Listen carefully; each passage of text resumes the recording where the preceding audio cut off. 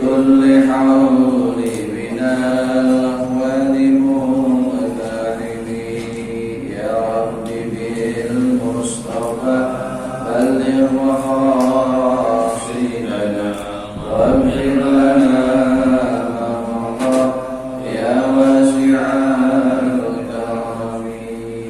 Alhamdulillah, syukurillah, kita bersyukur pada Allah malam hari yang ke-17 di bulan Zulhijjah. Seminggu 2 minggu waktu mulai ke akhir menjelang akhir tahun, sama-sama kita manfaatkan waktu untuk selalu mengintrospeksi muhasabah diri. Dari umur yang diberikan oleh Allah kita hitung, sebelum dihitung oleh yang Maha menghitung. Hasibu anfusakum qabla an tuhasabu. Hasibu anfusakum qabla an tuhasabu. Hisablah dirimu, hitunglah dirimu sebelum dihitung oleh yang Maha menghitung. Jika umur kita sekarang 50 tahun berarti punya kewajiban ibadah 35 tahun. Dalam 35 tahun ini apa yang sudah kita perbuat dalam beribadah? Salawat wassalam kita bermohon kepada Allah, kembali baca kepada baginda kita Nabi besar Muhammad sallallahu alaihi wasallam, kepada sahabat para tabi'in, para ulama, para syuhada, para sholihin. Insyaallah harapan kita mendapatkan syafaat di hari kiamat dan yamin ya menibas ini.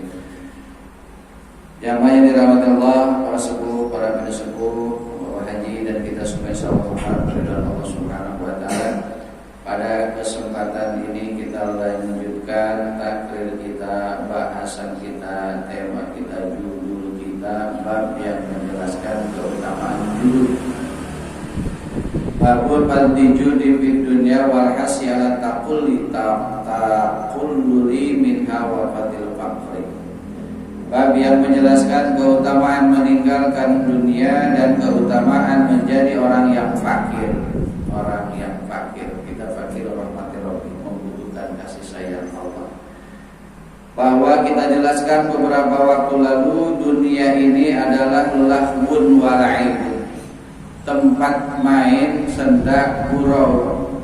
Nah kalau kita ingat ayat ini yang pendek ini, ad-dunya illa lahwun wa la'ibun.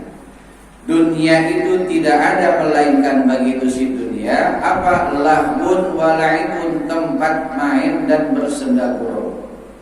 Ada orang yang senda gurau sepanjang hari, ada yang main sepanjang hari gak balik-balik, ada yang gak pernah balik-balik, orang gila. Balik kemana balik? Jadi ketika kata obat tadi berarti orang gila. Nah sekarang ini kita ingin menjadi orang yang insanul kamil. Sebelum melanjutkan ke hadis yang pertama, insanul kamil, dan kita ingin berharap kepada Allah menjadi manusia yang sempurna. Jangan sampai kita termasuk orang yang menikmati lahwun wa la'ibun, dunia yang sementara hanya tempat main dan bersenda gurau jadikan tujuan. Nah kita sekarang diuji nih, insyaallah ujian. Bangsa kita seperti ini bagi umat Islam sebenarnya bukan untuk mengeluh. Harusnya berpikir bagaimana ini saya biar bisa lebih menikmati ibadah. Tapi kita karena imannya yazid yanqus, kadang naik kadang turun, karena iman kita kurang dipenuhi dengan ilmu, akhirnya yang ada mengeluh, susah nyari uang, susah kehidupan, susah begini, susah begitu. Kenapa? Karena kurang ilmu dalam iman. Tapi ketika imannya kita mantap, justru alhamdulillah, ini banyak kesempatan saya untuk berzikir, banyak kesempatan saya untuk membaca Al-Quran, banyak kesempatan saya untuk bangun keheningan malam, banyak kesempatan saya untuk melaksanakan sholat duha, banyak pelaksanaan untuk kehidupan untuk lebih baik dalam ibadah-ibadah sebelumnya. Nikmat malah harus sama kita ini. Tapi kenapa pada umumnya kita malah ngeluh? Karena iman kita yang belum kukuh dalam keilmuan. Maka yang ada keluhan. Justru ketika kita kurang makan artinya sulit. Alhamdulillah, berarti hari ini proses kita bebas dari proses pertanyaan makanan dari mana. Nah, kita makan nyari terus. Ketika kita nggak punya uang hari ini, harusnya kita orang yang beriman berpikir alhamdulillah hari ini bebas berhisaban di hadapan Allah dari masalah uang. Kita mulai nyari. Ketika kita ketemu kesulitan hari ini, alhamdulillah ya Allah, siapkan pahala sabar dan ikhlas untuk menerima itu. Ngomong banget ya, ngomong banget. Tapi Tapi siapa yang dikasih oleh Allah kemudahan untuk menerima hal yang demikian? Orang yang bermujahadah. Maka orang yang bermujahadah punya sifat juhud, orang yang punya kesungguhan, punya penghidupan untuk meninggalkan dunia. Teringat riwayat Hatim al-Aswa. Hatim al-Aswa ini salah seorang Amirul Mukminin, para pemimpin saat zamannya. Ditanya oleh sahabatnya, "Wahai Tuhan, engkau itu gak pernah kelihatan susah, padahal engkau punya apa-apa. Anak banyak, istri juga gak pernah kelihatan nuntut, anaknya pada soleh dan solehah. Padahal saya yang kerja banting tulang, pergi sore pulang malam, bahkan saya istri saya diikutsertakan untuk mencari kerjaan, bahkan anak saya pun ikut kerja. Masih susah juga." Jawaban beliau tersenyum. Apa kata Hatim? Mau pakai pusing-pusing bagaimana? Satu, saya udah yakin, hakul yakin rezeki gak bakal ketukar dengan yang lain. Ini mesti kita bahas. Saya tanya sama kalian, hakul yakin apa yakin rezeki bakal ketukar apa enggak? Ya enggak, dia kenapa pakai capek-capek gitu? Santai aja. Kok bisa santai, bisa bicara begitu? Memang gak semudah membicarakan apa yang dikata. Tapi bagi orang yang imannya udah jiadah, iman yang bertambah, asik aja.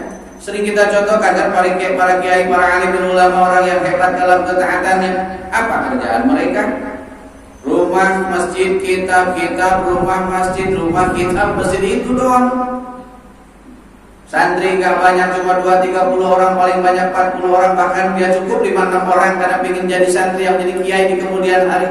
Bukan mencari popularitas. Masya Allah, makan minum gak kurang, sawahnya lebar, kebunnya luas, uangnya gak pernah kekurangan, kendaraan dia punya, rumahnya bagus. Logikanya dari mana?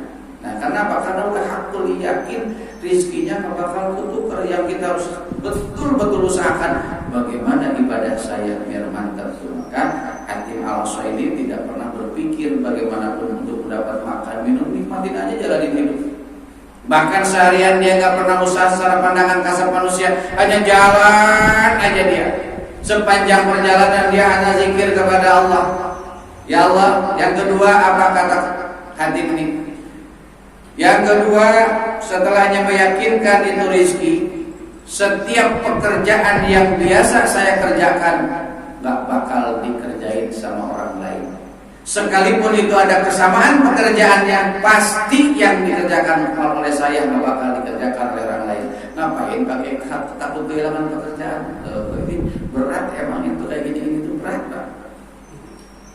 Bab ini kita diulang-ulang aja dan belajar kita, walaupun saya belum bisa, sama-sama kita belajar bagaimana untuk menjadi orang jujur. Ketika dia punya, digunakan di jalan Allah. Ketika tidak punya, dia juga lebih dekat kepada Allah. Kedua, yang ketiga, apalagi kata Hatim dijawab oleh beliau, yang ketiga ini kita harus yakin bahwa kematian kita itu akan menghampiri kita. Tidak tahu di mana, kapan, dan dengan cara apa, maka saya selalu berusaha untuk mempersiapkan bekal kematian. Jadi bukan mencari bekal hidup, bukan mencari bekal makan dan minum, bukan mencari kehidupan yang lebih indah dipandang oleh manusia, melainkan yang saya cari, khawatir saya lagi jalan meninggal sementara ingatan saya kemana-mana, bagaimana ceritanya. Jadi banyaknya zikir Allah, yakinkan bahwa kematian bakal tiba. Maka yang harus kita perbanyak amal soleh. Ngomong gampang memang, gampang, tapi kita minimal sudah dengar. Kalau sudah dengar, insya Allah ada usaha, ada ikhtiar.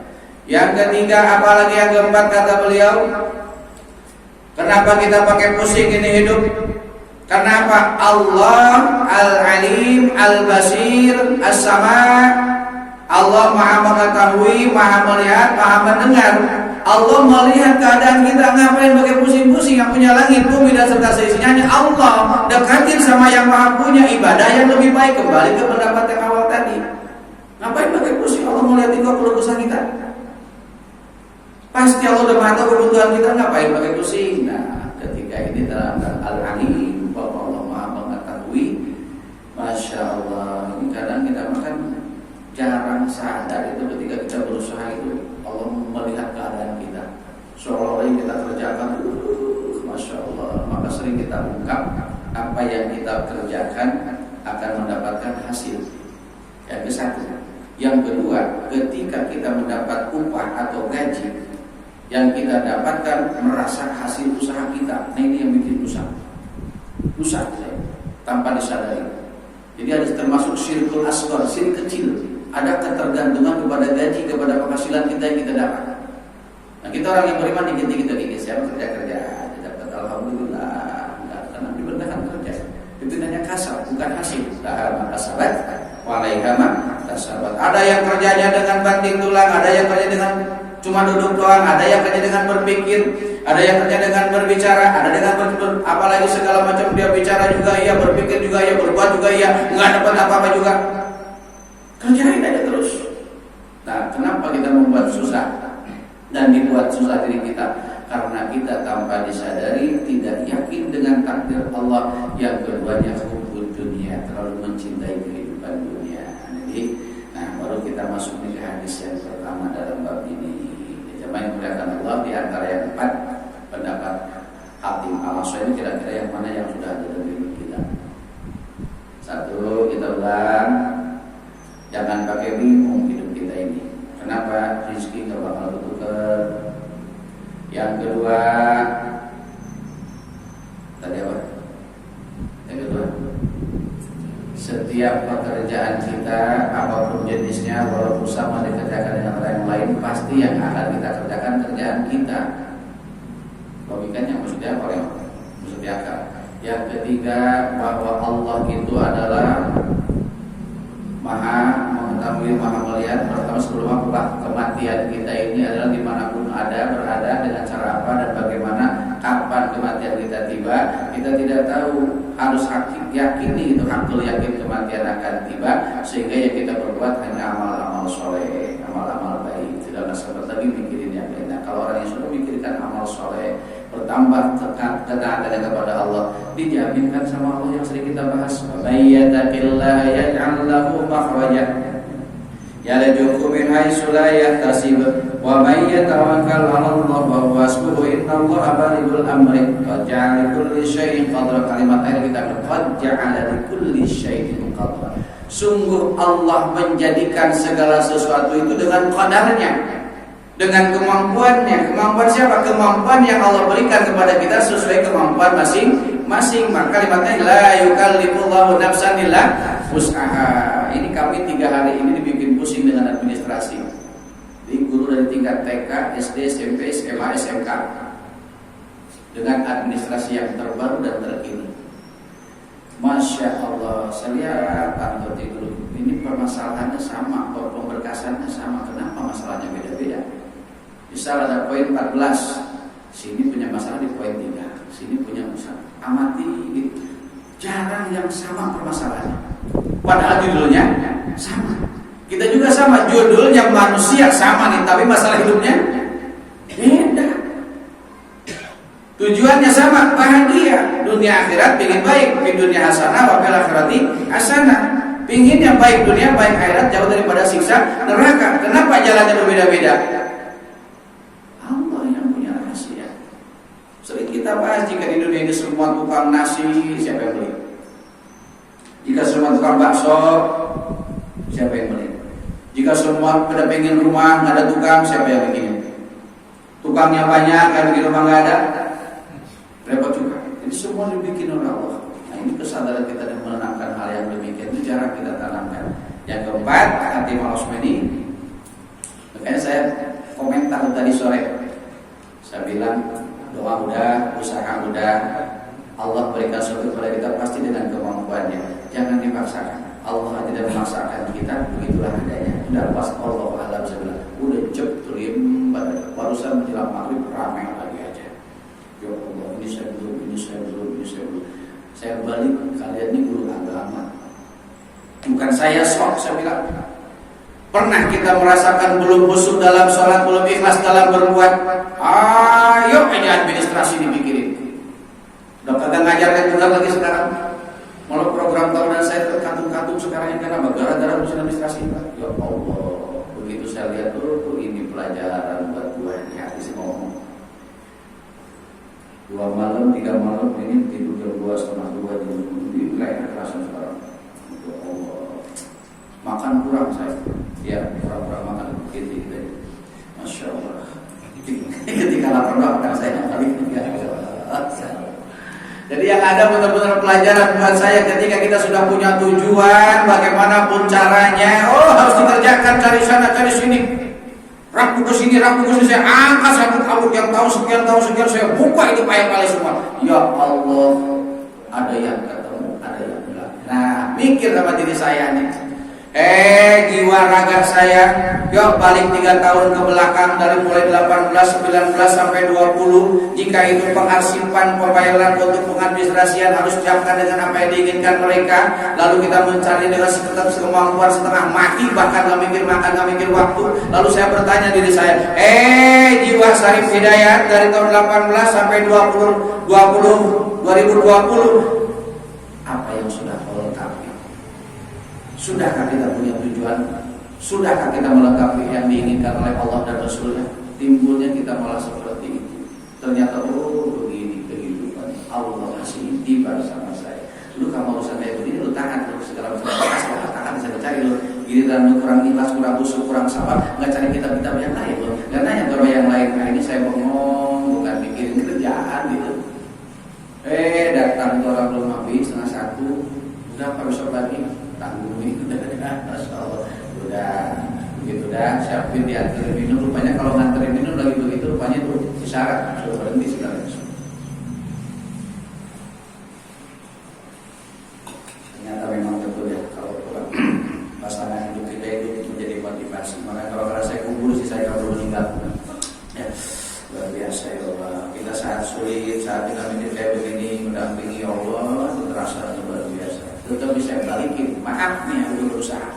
Tapi kaitan dengan hasil atau tidak di sana Allah yang menentukan. Maka keluar tuh teman-teman. Saya udah bagaimana saya pasrahkan pada Allah Taala. Nah pasrahnya terlambat sebilang ini. Kenapa? Udah bilang pusing begitu. Pokoknya ini HP saya bisa dibuka sekarang. Tapi kebanyakan itu saya pusing kalau misalnya bisa gimana kalau kita jelasin bareng-bareng. Ternyata di situ Allah punya rahasia buat saya. Ya Allah begini. Kalau sudah punya tujuan kembali kita ulang. Apapun caranya dan bagaimanapun kehidupan apa yang kita lakukan, segala macam cara. Saya nggak bisa tentang IT kurang begitu paham. Telepon teman saya, telepon yang pintar nanti saya siapin jam berapa ketemu di sekolah ya saya sekian kerjain lototin. Masya Allah nanti tulisan kayak gini bakal ditanya sama Allah lu bikin kayak gini tujuannya mau kemana lu ingin dapat duit? Apa memang lu ingin dapat jabatan? Apa termasuk ini lu ingin dikata orang paham dalam aturan? Bukan taat kepada Allah. Mikir saya ganti laptop kerjaan operator saya. Masya Allah berat tanggung jawaban saya. Nah kemarin hari Sabtu saya minta rekomendasi dari kepala sekolah biar ditandatangani saya udah mau pensiun Pak.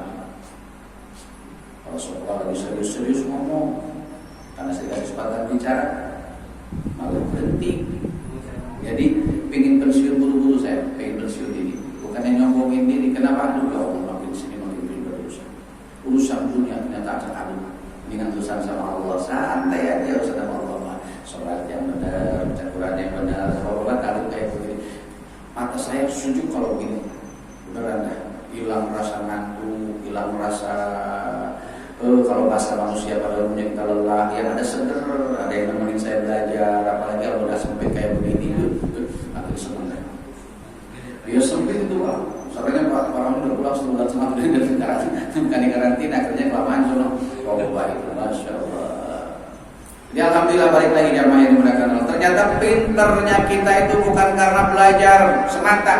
Pinternya kita, ngertinya kita bukan semata-mata kita benar-benar untuk mendapatkan sesuatu karena kehidupan dunia, tapi pinternya kita, ngertinya kita, pahamnya kita ketika kita akal dan hati disatukan untuk menuju Allah, maka teringat firman Allah, fa'tabiru liulil absar, maka ambillah pelajaran di setiap yang kamu lihat. Ketika kita mampu mengambil pelajaran di segala kehidupan berarti apa? Hayatul qulub, hati kita hidup, iman kita hidup. Kenapa bisa ngambil pelajaran? Bisa lebih meningkatkan ketaatan kita kepada Allah. Itu berarti hati kita hidup.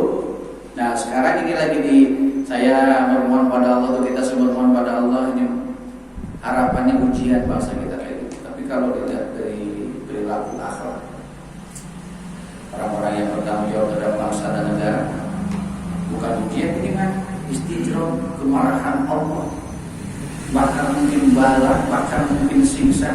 Dunia udah pada bicara. Makanya tabligh mobilin sering kita bahas 6 kali bicara, mungkin tidak 6 kalimat kepada kita setiap kita bangun diingatkan, cuma kita tidak ingat-ingat, tidak sadar-sadar. Balik lagi jamaah yang dirahmati Allah, yakinkan satu aja tuh kalimat Hakim Al-Asy'ari bahwa kematian bakal tiba di mana, dengan cara apa, kapan, ini rahasia Allah. Kalau sudah satu kalimat ini yakin aja kita, udah nggak ada lagi yang dipikirkan selain apa, bagaimana jika saya ini hidup yang sia-sia. Tapi harapan utama ingin jadi orang yang hidup dalam ketaatan kepada Allah Subhanahu wa Ta'ala. Bagaimana berusaha biar sehat dalam taat, biar afiat dalam beribadah. Nah, kita masuk dulu sini nih untuk menjelaskan tentang zaman dulu juga memang kayak begitu kehidupan. An Abir bin Auf al-Ansari radhiyallahu anhu anna Rasulullah sallallahu alaihi wasallam ba'atha Aba Ubaidah bin al-Jarrah radhiyallahu anhu al-Bahrain ya'ti bi jizyatiha faqadima bimalin minal Bahrain. Fasami'atil ansaru faqudumi Abi Ubaidah wa salatal fajri ma Rasulullah sallallahu alaihi wasallam falamma shalla Rasulullah sallallahu alaihi wasallam insarafa fata'arradu lahu fatabassama Rasulullah sallallahu alaihi wasallam hina rahum summa qala adulhum sami'tu an Aba Ubaidah qadima bisayyin minal Bahrain faqala ajala ya Rasulullah faqala abshiru wa amilu ma yasurukum wallahu mal faqra asya alaikum walakin asya antum sabad dunya alaikum kama musitat ala man kana qablakum fatana pasuha kama tana pasuha fatulikakum kama ahlakakum mutafaqun alaihi.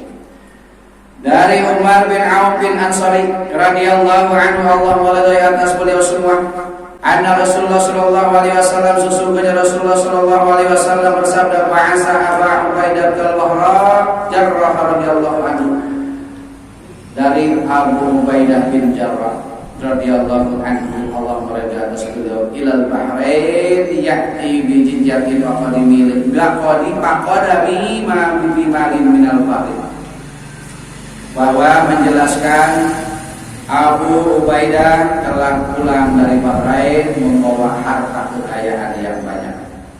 Fasami'atil ansari faqudumi Abi Ubaidah, bahwa salat fajri Rasulullah sallallahu alaihi wasallam terdengarlah oleh kaum Ansor faqudumi Abi Ubaidah, bahwa Abu Ubaidah telah pulang dari Bahrain membawa harta salat al-fajri ma Rasulullah sallallahu alaihi wasallam, maka mereka itu lanjut mereka melaksanakan salat fajar dengan Rasulullah sallallahu alaihi wasallam. Ingat masih banyak yang bertanya, salat fajar itu salat subuh ya, kecuali salat fajar apa nih? Nah, kita cerita salat fajar sekizim artinya tahajud, berarti belum datang waktunya subuh. Salat fajar itu salat subuh. Ini masih banyak yang aneh-aneh aja kita nih. Apa setelahnya sholat subuh? Rasulullah melaksanakan sholat subuh. Falamma sholat Rasulullah sallallahu alaihi wasallam, setelahnya Rasulullah sallallahu alaihi wasallam melaksanakan sholat bersama sahabat dan sahabat melaksanakan sholat Rasulullah, insarafa fata'arradu lahu fatabassama Rasulullah sallallahu alaihi wasallam, beliau berbalik, fatabassama tersenyum datuh kepada para sahabat tadi. Hina rahum, para sahabat tadi melihat kepada Rasulullah sallallahu alaihi wasallam. Summa qala, kemudian Rasulullah bersabda, adunnukum sami'tu anna Aba Ubaidah qadima bi syai'in minal Bahrain. Saya telah dengar bahwa dan sambutlah kegembiraan oleh kalian bahwa Abu Ubaidah telah pulang dari Bahrain tadi yang membawa harta yang banyak. Faqala, maka berkata di para sahabat ini, ajala ya Rasulullah. Sahabat Rasulullah tadi menjawab lagi, Rasul menghabarkan, sudah saya sambut ya Rasulullah, beliau itu sudah pulang dari Bahrain membawa harta rampasan perang ya. Faqala abshiru wa amilu ma yasurrukum wa wallahu mal faqra akhsha alaikum. Rasulullah memberikan kabar, abshiru wa amilu ma yasurrukum. Saya khawatir kepada kalian, bahagia ya silakan bahagia karena harta banyak. Tapi yang saya khawatirkan ini bukan wallahu mal faqra. Bukan kekhawatiran saya itu akhsha alaikum, khawatir kepada kalian menjadi orang fakir. Walakinni asya antum satat dunia, yang saya khawatirkan kalian dengan sibuk mengurus dunia. Harta yang dibawa oleh Abu Badah tadi tentang kekayaan rampasan perang dari Bahrain tadi, alaikum atas kalian semua kama busitat ala man kana qablahum. Yang saya khawatirkan, khawatir kalian itu dihamparkan oleh Allah, dihabiskan oleh Allah, di bumi hanguskan oleh Allah seperti orang-orang sebelum kalian. Kenapa? Tadi sudah terlena patana pasuha kama tanah pasuha patul likahum kama ahlakatum, karena sudah merusak aturan-aturan Allah, karena dia sudah terlena dalam kehidupan dunia. Rasulullah ketika Abu Bakar membawa harta rampasan perang yang banyak, secara kehidupan memang kaum Ansor senang itu. Tapi Rasulullah khawatir karena kesenangan merasa tercukupi dengan kehidupan, harta kekayaan, bahkan tidak memiliki sifat-sifat kerakusan, ketamakan. Tapi ketika hartanya sudah berada dalam tangannya, yang Rasulullah khawatirkan bukan kefakiran, melainkan lupa. Jangan jauh-jauh dah kita. Alhamdulillah, ketika kita belum punya motor, pengen punya motor. Udah punya motor seminggu 2 minggu, terus bersih tapi kadang kita rapi-rapi motor, rapi-rapi rumah, rapi-rapi mobil, lupa pokoknya Allah. Beda kan? Kemarin dia sebelum zuhur udah punya wudu, udah berangkat bahkan sholat berjamaah, karena ada yang diurusin tentang dunianya dia, kehidupannya dia, dengan bahasa dia tanggung itu tadi, nggak sadar itu. Nah, maka semakin banyak orang seperti ini, pasuha kama tapasuha fatul likahum, dirusak, dibalikan oleh Allah, dihamparkan oleh Allah, bahkan kaum Nabi Lut dibalikan bumi. Karena apa? Di dunia yang dipikirinnya. Maka yang kita punya dunia ini, harta, tahta, keluarga, ayo jadikan untuk sarana ibadah kepada Allah. Bukan malah kita terlena dengan keadaan tersebut. Kenapa? Digunakan di jalan Allah untuk tasyakur kita, untuk bersyukur kepada Allah. Anak jadi sarana kita untuk ibadah, saling untuk diingatkan, sabar, ikhlas tuh. Punya istri, kita dinasihati oleh kita, dicontohkan oleh kita, sarana untuk beribadah, jangan jadikan beban. Punya kendaraan untuk menjemput kasar kita, untuk ikhtiar rezeki yang halal dan baik, halal dan thayyiban, yang halal dan yang baik. Kita punya apalagi tahta, punya jabatan digunakan untuk jalan Allah. Sekarang susah punya jabatan digunakan jalan Allah.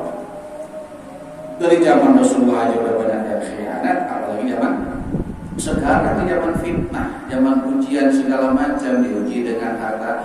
Makanya ketika kita tumbuh keluarga, rumah tangga enak banget, anak soleh, emaknya soleha, bapaknya soleh, muncul tuh ujian. Bapaknya kerjaannya, apalagi sekarang kayak begitu, kerjaannya mancing mulu. Ujian tuh bagi keluarga. Giliran untuk beli beras mah susah, jadi 40, kalau beli ikan mau kalau mancing punya kan lucu. Oh, udah benar lagi, udah begitu lagi suaminya benar, nggak mancing, nggak begadang mulu, nggak jauh dari rumah, selalu mendampingi anak istri dalam kehidupan. Begitu selesai suaminya benar, bininya istrinya kerjaannya mutang mulu, pusing lakinya jadi pusing, dan tambah sama ketahuan suami. Allah Akbar. Dan begitu emaknya benar, bapaknya benar, anaknya kelakuannya kalau benar, itu bakal putus bagi orang yang menerima ujian itu terus nggak bakal. Jadi ketika 2-3 bulan kita lempeng nggak diuji tentang keimanan kita, tanda tanya ini, jangan-jangan Allah udah nyuekin gua ini. Memang enak tidak sakit sama Allah, betul. Makanya dulu ada cerita itu, orang pendosa nggak mau masuk surga, masuk neraka, lawan mau. Ya, aku cerita lagi nih, jadi kita mau jadi orang jujur bagaimana nih, kita untuk motivasi buat kita. Kamu masuk neraka, mau ya Allah,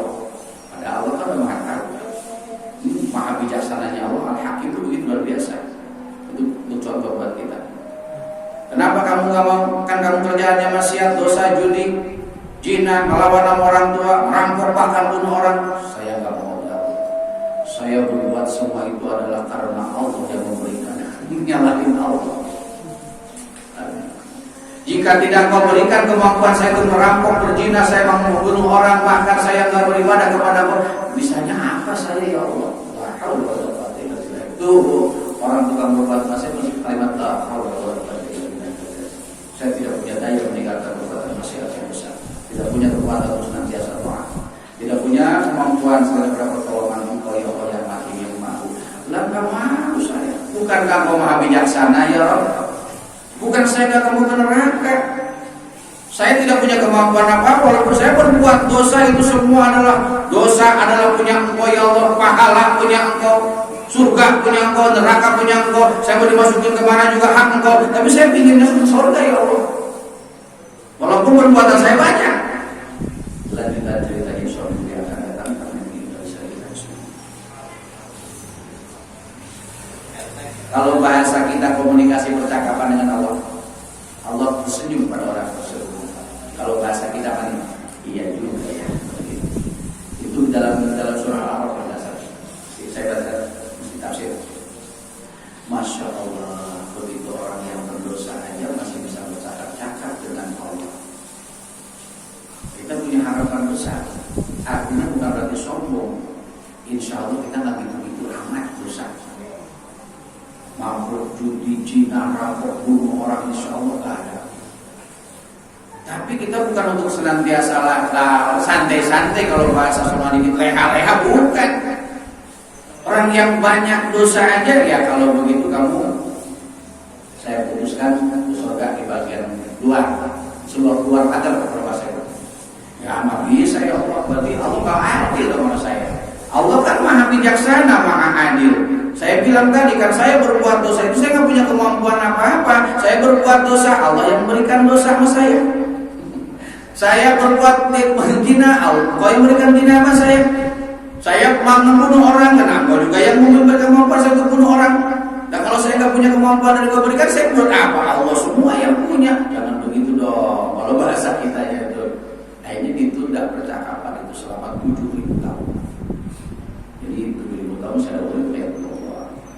Insya Allah ada ini karena bagian daripada juhud ini, bagaimana kita bisa jadi orang juhud, karena ini orang punya sifat sedikit yang memang membuat Allah memberikan kesempatan bisa bercakap langsung dengan Allah. Karena sifat kebaikan itu cuma zarrah sebesar bidar. Faman ya'mal mithqala dzarratin khairan yarah, faman ya'mal mithqala dzarratin syarran yarah. Sebesar apapun kebaikan kita dibalas dengan ganjaran, sebalas apapun kejelekan kita dibalas dengan ganjaran siksa kalau belum taubat. Dan taubat kita belum terima sama Allah. Kalau udah bertobat, insyaallah ibarat dosa mah dihapus.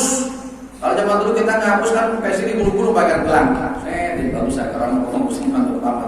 Berbagai ngerawatnya juga pakai silet, bahkan pakai sodapur tetap grepesan PSI zaman dulu mah. Tapi indah ada. Sekolah pakai kantong kresek begitu juga. Oh indah. Sekali pakai kantong, pakai gendongan, pakai prakarya kita. Kelas 4, kelas 5 tuh bikin kantong udah bisa bikin tes gendong. Masya Allah, sekarang anak sekarang jangankan SD, SMP, SMA, kuliah becusnya apa? Gaya doang. Tetap aja mau orang tua lagi, mau orang tua lagi aja kalau orang tua gimana sih bisa dulu. Padahal orang tua mau sampai SMA, SMA udah babak belur dulu. Tapi hasilnya beda, ilmu zaman dulu sekarang lain. SR, oh jadi pejabat banyak.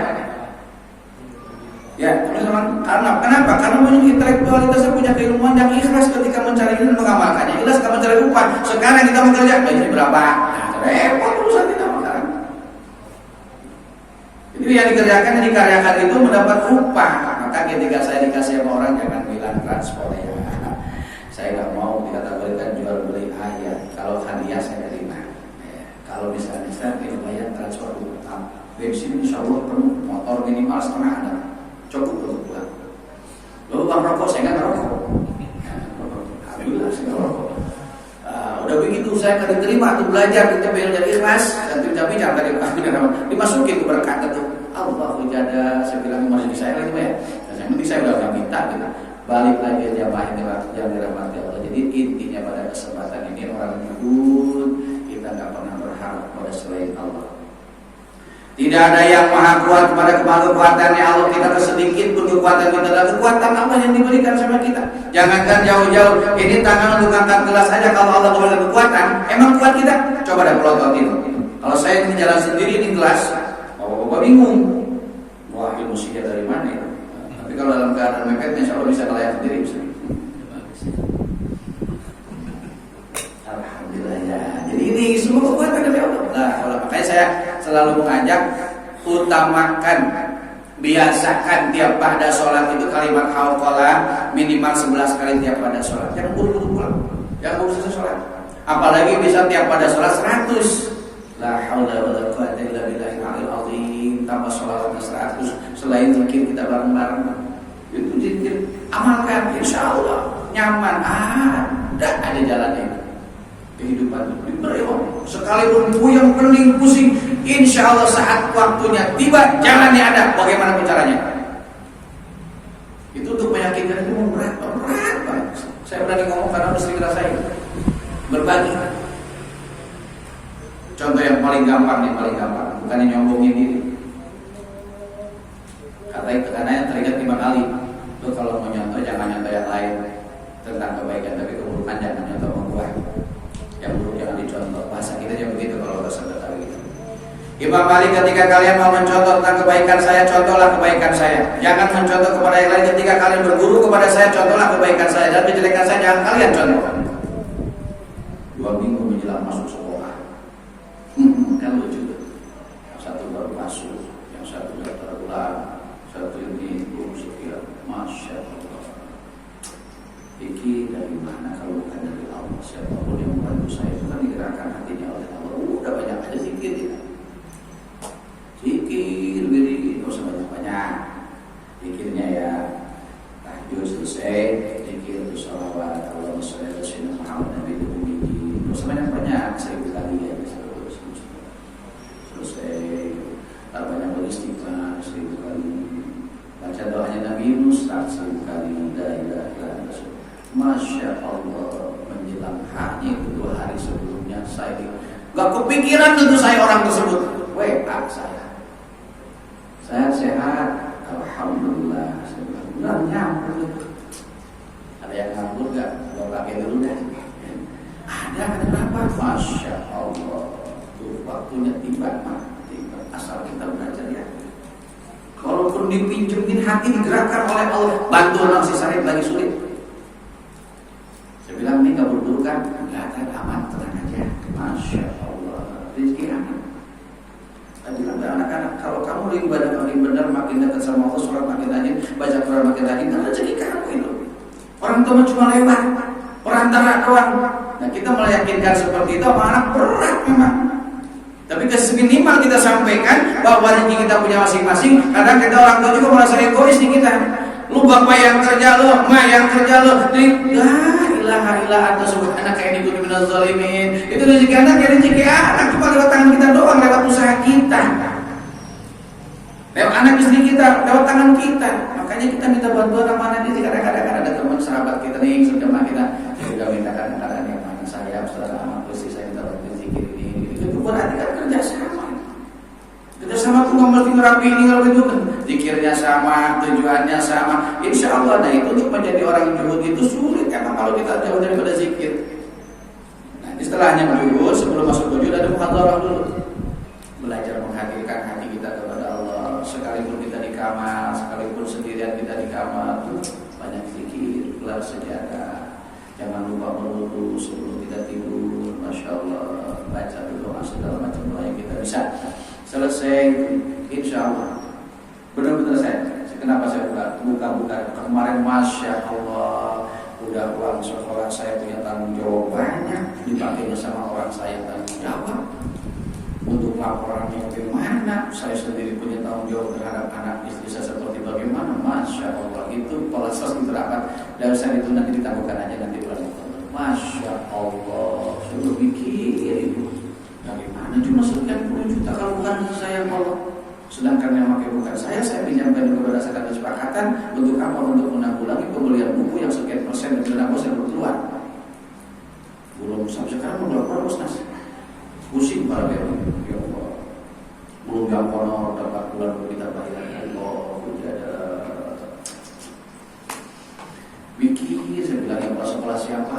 benih buah. Harusnya kan SMA otoritas, kalau sekolah segala-galanya. Dengan SMP ada TU, SMA ada TU, SMA udah sekolahnya ngurusin semua. Jadi kesempatan itu lebih, alhamdulillah saya punya pengalaman di sini. Yang penting nih penting, yang namanya kita berangkat, biasanya kita bawa 30 ribu, 50 ribu, karena melihat di sini kan ada bensin atau ada bensinnya. Tawakal Allah. Itu belajar gitu, saya mau belajar kayak itu benar-benar gitu. Dikasih Allah kayak begitu, ya Allah, biasanya kantongnya gini ya Allah, karena mau dah penting mah kita berangkat. Allah yang jaga. Ada doanya sebelum berangkat. Sebenarnya kita dipelihara oleh Allah, jangan kejadian apa-apa, jangan merokok, jangan kempes, jangan insyaallah kepada Allah. Pelihara doanya pulang. Begitu memang berat.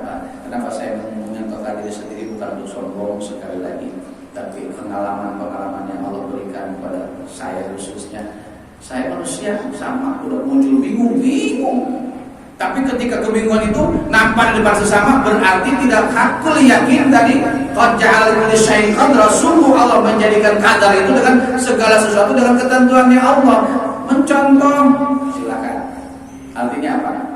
Ketika kita berserah, keluh kesah, jangan ada dapat manusia, kecuali manusia sama kita yang bisa mengasih solusi. Ya, gimana kalau begini, keluh kesah sama Allah aja. Maka ini negara kita ini tinggal nunggu orang-orang sabar aja. Orang sabar habis, orang-orang ikhlas sudah habis, ya tinggal banyak kita ini. Bapak-bapak sabar namain saya, ikhlas namain saya tiap hari Sabtu, tiap sholat jamaah, tiap kali kayak begini, masya Allah. Iman kita mah jadi jatuh karena amal ibadah belum tentu diterima, tapi udah senang dulu di majlis ilmu dengan ayat Allah dan dari sabda Rasulullah udah jelas pahala itu. Udah sekalipun itu nganggur itu nikmat. Indonesia luar biasa. Kalau negara lain maka ada kayak begini. Kenapa dulu saya dulu karena memang itu luar biasa. Terakhir dari bab ini saya nggak sampaikan secara keseluruhan. Jadi asal dulu hadis ini ketika kaum Ansor, salah seorang yang pulang dari wakil tadi, Abu Hurairah ini menjelaskan bahwa harta ini disambut oleh kaum Ansor dengan senang hati dan Rasulullah kekhawatiran. Saya tidak khawatir kepada kalian tentang akan harta kalian, tapi yang saya khawatirkan ketika kalian hartanya sudah membeli hati, sudah membeli pikiran, akhirnya lupa kepada Allah, terlena dengan hartanya. Yang saya khawatirkan bukan kesusahan kalian, kekurangan kalian. Rasulullah menyampaikan begitu kepada kita. Ini wasiat kepada kita semua sebenarnya. Kadal fakru ayakuna kufran. Memang benar, kefakiran akan mendekatkan kepada kekufuran. Tapi banyak orang yang lebih hidupnya mapan, lebih kufur malah kepada Allah. Kenapa? Dan tadi sifat manusianya muncul. Yang saya dapat, yang saya laksanakan, yang saya terima, yang saya nikmati, ini hasil usaha saya. Apa bedanya dengan kaum kalau begitu? Bukan pemberian Allah. Coba orang yang tenang-tenang banyak dapatnya, ada juga muncul jungkir balik, ada dapat apa-apa. Ada juga yang jungkir balik banyak banget. Nah, ketika diserahkan kepada Allah, digunakan di jalan Allah, bahkan dia sudah gak butuh lagi, butuhan saya bayar berjalan, kasih orang. Nah, hati al-asam seperti itu, punya harta yang didapat bukan nikmat sendiri, digunakan jalan Allah. Dia kadang akan cukup makan juga kebagian, minum juga kebagian. Kenapa? Ini punya Allah, saya dikasih titipan sama Allah, balikin lagi kepada Allah. Jadi kalau kita melayani, yakin dapat dari Allah, tapi masih banyak kepentingan kehidupan sendiri. Tapi ketika menafkahkan kepada anak dan istri, niatkan ya Allah, ini ibadah saya, jadikan ibadah saya. Menafkahi anak istri saya, menginfakkan kepada anak istri saya supaya mereka dengan